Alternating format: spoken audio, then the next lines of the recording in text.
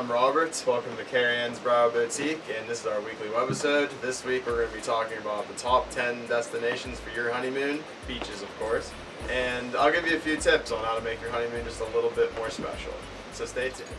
Alright, like I said, welcome to our weekly webisode. Right now we're going to be counting down the top 10 places you can go for your honeymoon, beach edition of course.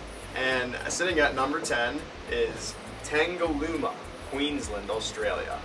Not only can you take a nice little trip to the Great Barrier Reef through guided tours, of course, just watch out for the sharks and very dangerous sea life there. You can also see some kangaroos, and Australia is one of the best places to go for. It is exotic and very for the outdoorsy people. Alright, and number 9 is Grand Turk in the Turks and Caicos. I've actually been there recently myself last May on a cruise, and I would like to say, if you're looking for water sports, any sort of water exploration, the beautiful baby blue waters of Grand Turk will fulfill your needs. Number 8 on our list is Nassau in the Bahamas. Nassau is home to the Great Atlantis Hotel. I'm sure everyone has seen that around on either TV or in news or in pop culture.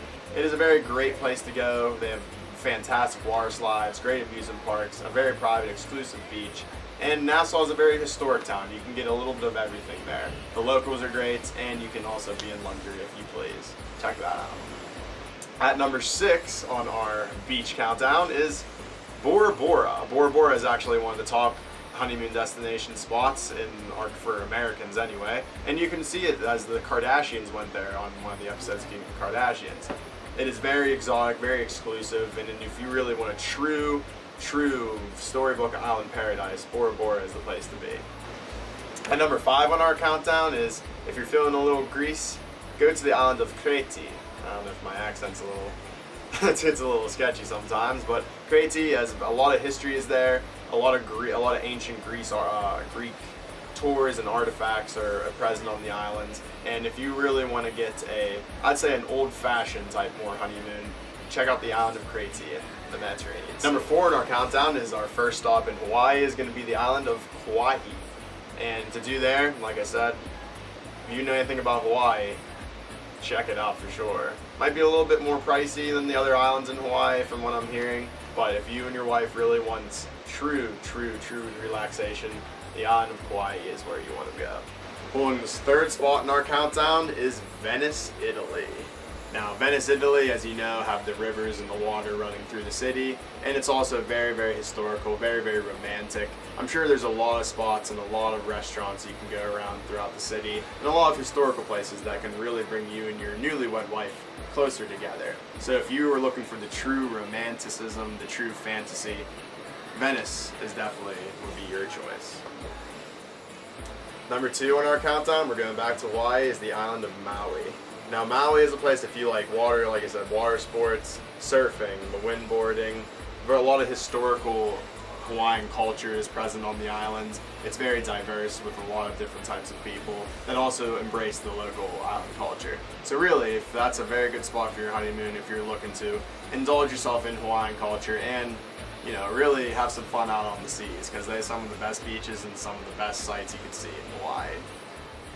And last but not least, number 1 on our countdown, the thing that everybody's been waiting for, is Santorini off the coast of Greece. This coastal town is great for romanticism times. You can really do whatever you want there, and it's one of the most beautiful places in the world.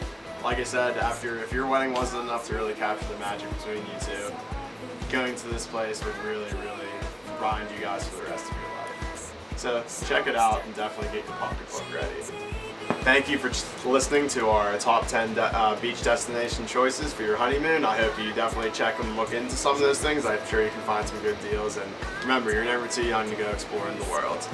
Now, to move on to our little last segment on to how to make your honeymoon a little bit better, I'd like to give you 3 tips on how to really bond with your wife and make sure your honeymoon is something you remember for the rest of your lives. The first tip I have is definitely try new things. While you're on your honeymoon, that's your week.